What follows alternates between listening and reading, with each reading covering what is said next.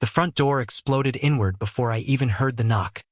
Red dots dancing across my chest as 6 officers screamed at me to get on the ground. My headset was still on, my controller still in my hand, my heart pounding so hard I thought it would burst through my ribs. Active shooter, multiple hostages. The dispatcher had been told. All because I was playing video games too loud, according to her. Her name is Diane Cortland, and she is the HOA president of Maple Ridge Estates. This is the story of how she tried to destroy me. My name is Marcus Webb. I'm 34, an IT contractor, and until 6 months ago, I thought HOAs were just annoying, not dangerous. I bought my house in Maple Ridge 2 years ago. Modest 3-bedroom, a small backyard, a home office where I streamed games on weekends. I never imagined a woman with a clipboard and a superiority complex would nearly get me killed by a SWAT team over a noise complaint. But let's rewind. Every war has a beginning, and mine started with something as small and stupid as the color of my mailbox post. I painted it navy blue to match my shutters. 2 days later, a violation notice appeared on my door, taped like a ransom letter. Unauthorized exterior modification. It read, citing HOA Bylaw 4.2. I laughed. Surely this was a misunderstanding. It was not. I called the HOA office. A clipped voice informed me that all mailbox posts must remain colonial white per community aesthetic guidelines. I repainted it. Case closed, I thought. I did not yet understand that with Diane Cortland, nothing was ever truly closed. 2 weeks later, a new notice. My lawn was irregularly maintained. Grass allegedly a half-inch over the permitted height. I mowed it myself. I began noticing her. This tall woman in visor and sunglasses, driving slow loops around the neighborhood in a white Lexus, clipboard on the dash. Neighbors called her the inspector. She'd photograph your trash cans, your garden hose, your kids' chalk drawings, and mail you a fine. I asked a neighbor, old Mr. Alvarez, why nobody fought back. He just shook his head. She's been on that board 11 years. She wins. Mr. Alvarez told me she'd once fined a widow for a wind chime, then had it confiscated by a maintenance crew while the woman was at her husband's funeral. That story lodged itself in my chest like a splinter. I decided I would be polite, compliant, and utterly unremarkable. I was wrong to think that would protect me. The real trouble began the night I hosted friends for a gaming tournament. 6 guys, headsets on, laughing loud but indoors, windows shut. Diane Cortland stood on my lawn at 9:47 p.m., phone raised, filming through my window like a nature documentarian stalking prey. I opened the door and asked her, calmly, to leave private property. She smiled and said, "This is community property. I have every right." It wasn't. My lawn was mine. But arguing with Diane was like arguing with a brick wall wearing pearl earrings and self-righteousness. The next morning, another notice.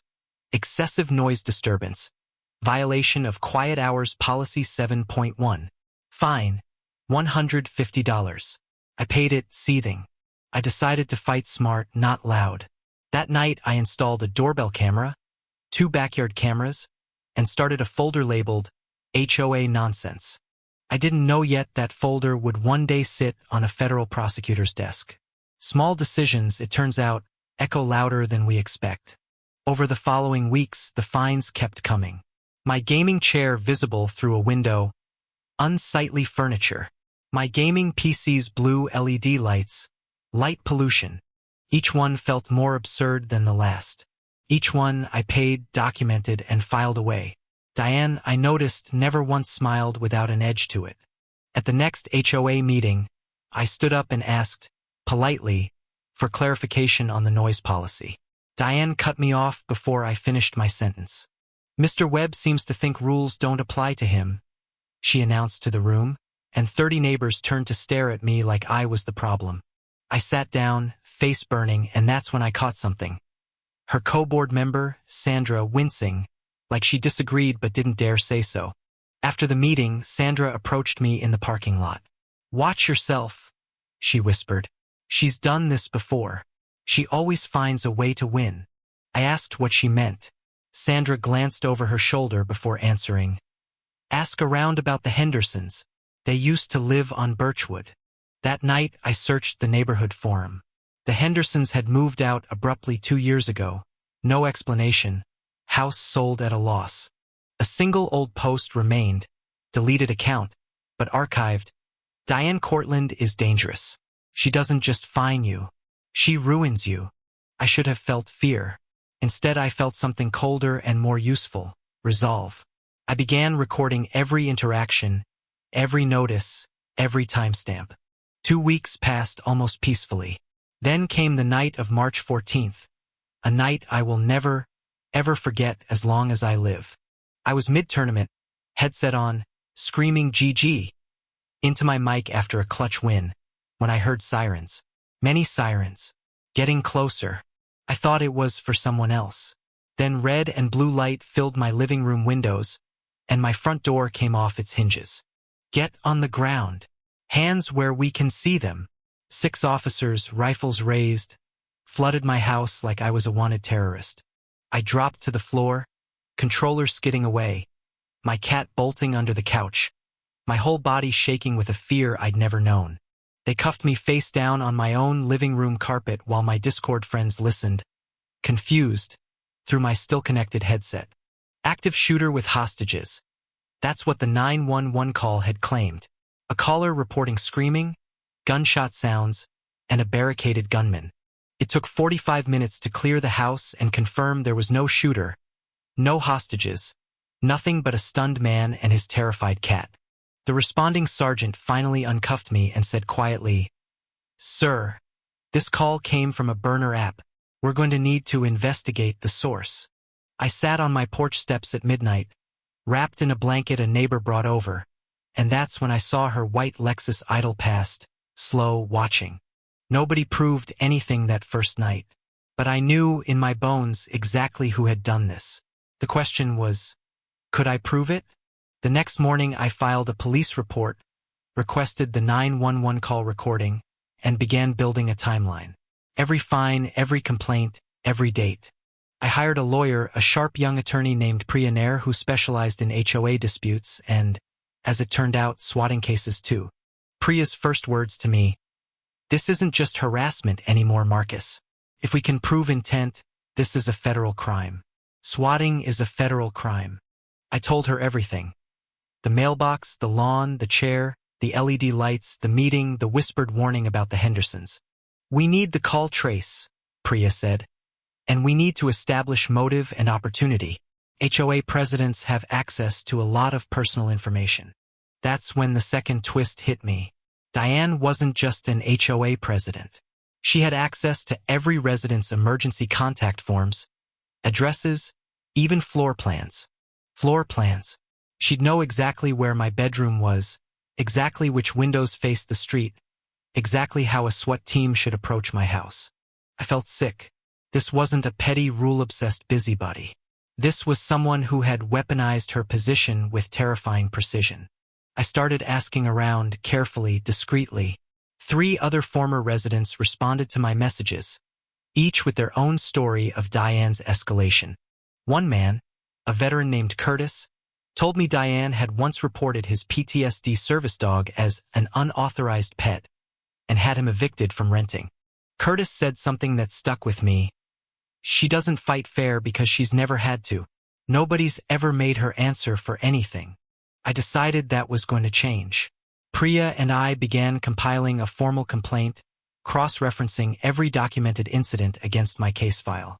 But building a case takes time, and Diane wasn't finished with me yet. If anything, my resistance seemed to provoke her further. A week after the raid, a new letter arrived. The HOA board was considering a lien against my property for unpaid fines and ongoing violations. I stared at that letter for a long time.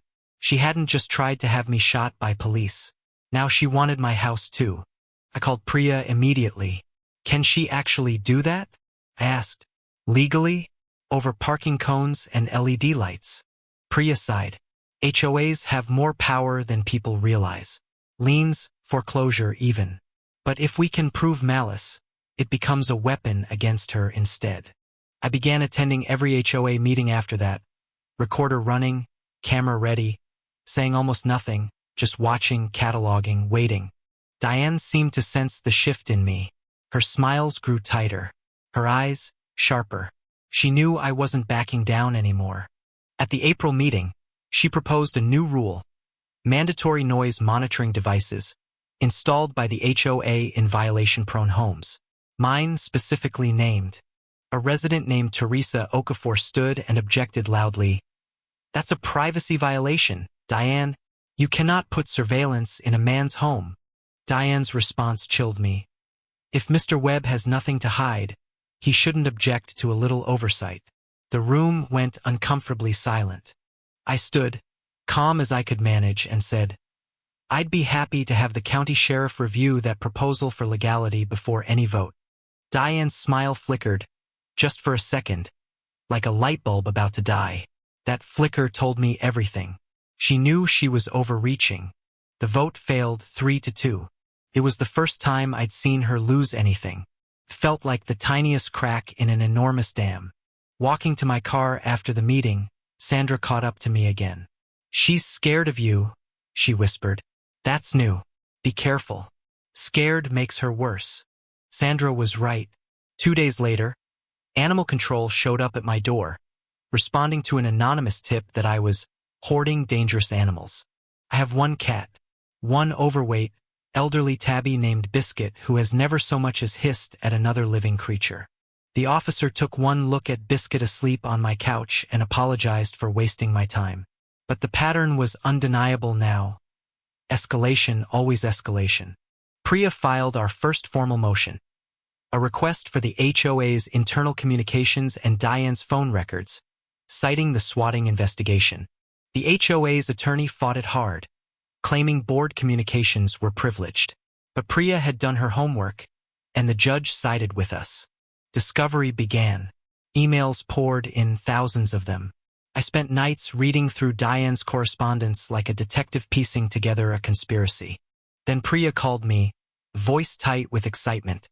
"Marcus, I need you to sit down. We found something. Something big." An email from Diane to a private investigator, dated 1 week before the swatting incident. "Need Webb's home layout and daily schedule ASAP." My hands went cold reading it. She hadn't just been annoyed by me.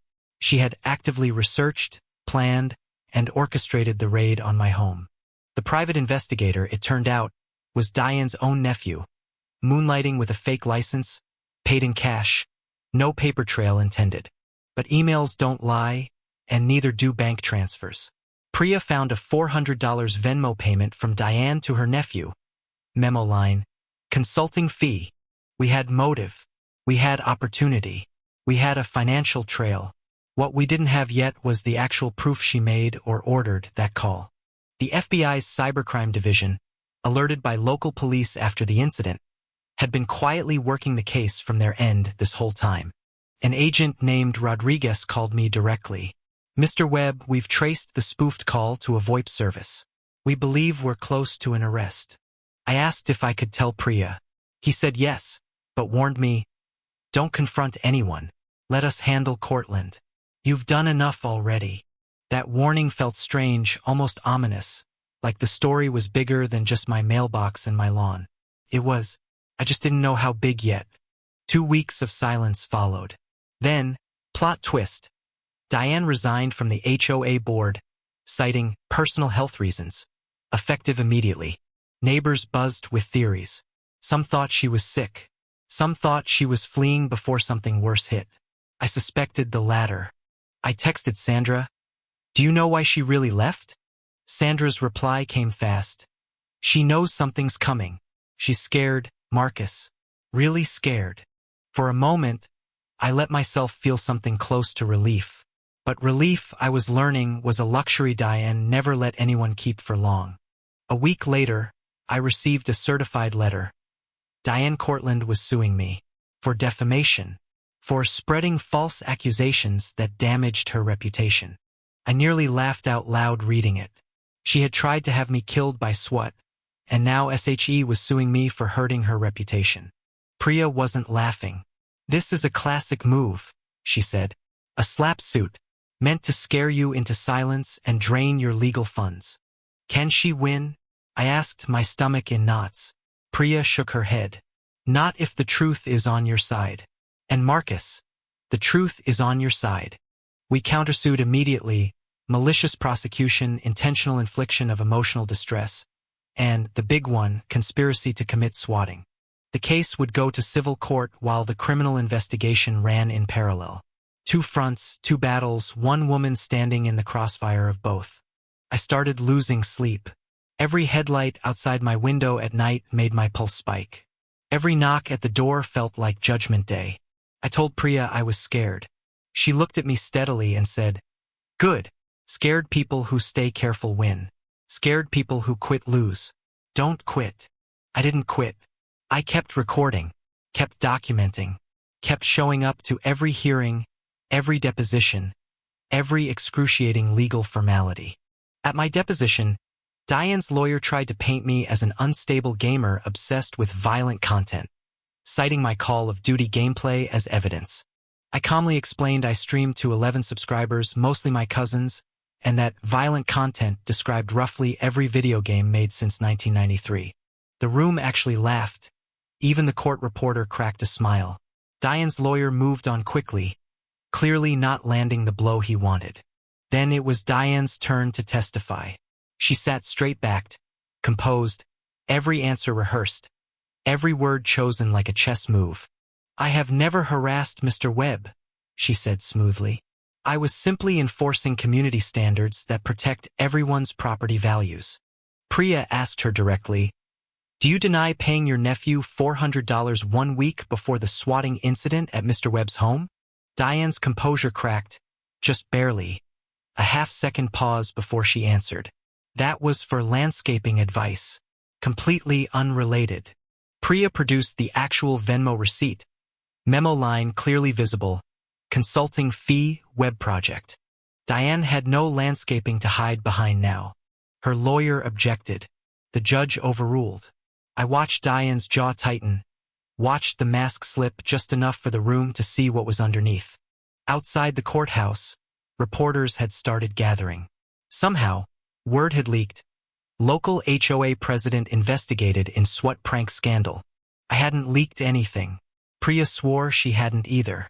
It turned out later that Sandra, guilt-ridden for years, had finally gone to a local journalist. The story exploded online. Justice for Marcus trended locally. Strangers messaged me support. And, chillingly, 3 more of Diane's past victims came forward. A young mother named Priya Shah, no relation to my lawyer, described how Diane had once called CPS on her over unwashed dishes visible through a window. An elderly man named Frank Ostrowski shared how Diane had gotten his handicap parking placard revoked through a fabricated fraud complaint. Each new story added weight to the pattern Priya and I were building. Not isolated incidents, but a decade-long campaign of control and cruelty. The HOA board, sensing disaster, scrambled to distance itself from Diane, issuing a statement claiming she had acted outside board authority. I found that darkly funny. For 11 years, they'd let her run the neighborhood like a private kingdom. Now, suddenly, she acted alone? The criminal case moved faster than any of us expected. Agent Rodriguez called again. "We've got her, Marcus." Full confession from the nephew. Her nephew, facing his own charges, flipped almost instantly, describing exactly how Diane had directed the spoofed call, script and all. She told me to say, "active shooter, multiple hostages." The nephew admitted in his statement. She said it would send the biggest response possible. Reading that line, I felt something crack open in my chest. Not relief exactly, but a dark, aching validation. She had wanted me dead or close to it. Federal charges followed. Conspiracy to commit swatting, a federal offense since 2023 legislation classified it as domestic terrorism-adjacent activity. Additional charges piled on: wire fraud for the payment structure, and witness tampering after she'd pressured Sandra to stay quiet months earlier. The arrest happened on a Tuesday morning. I wasn't there, but a neighbor sent me a video. Diane, handcuffed, being led from her home by federal agents.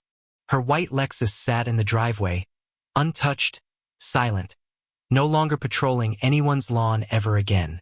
I watched that video 11 times. Sandra called me that night, crying. I should have said something years ago. I'm so sorry, Marcus. I let her hurt so many people. I told her the truth. You said something when it mattered most. That's what stopped her. That's what matters now. She cried harder but softer. The civil case settled almost immediately after the arrest. Diane's lawyers, eager to cut losses before criminal sentencing, made everything worse. I received a settlement that covered my legal fees, my therapy costs, and a little extra. Not enough to erase the trauma, but enough to feel like justice. The HOA board, humiliated and exposed, dissolved entirely, replaced by a resident-elected committee with strict new oversight and transparency rules. I was asked, half jokingly, half seriously, if I wanted to run for the new board. I said no. I never wanted power over anyone's mailbox color again. At sentencing, months later, I gave a victim impact statement. My hands shook, but my voice didn't. I described the raid second by second, breath by breath. I described Biscuit hiding under the couch. I described the rifle pointed at my chest. I described nights I couldn't sleep without checking the locks 3 times. Diane sat expressionless through most of it, until I said one final thing. You didn't just fine me for a mailbox. You tried to erase me entirely. Something in her face finally broke. Not remorse exactly, but the terrible realization that the power she'd built for 11 years had truly, finally ended. The judge sentenced her to 7 years federal prison for conspiracy to commit swatting, plus additional time for wire fraud and witness tampering.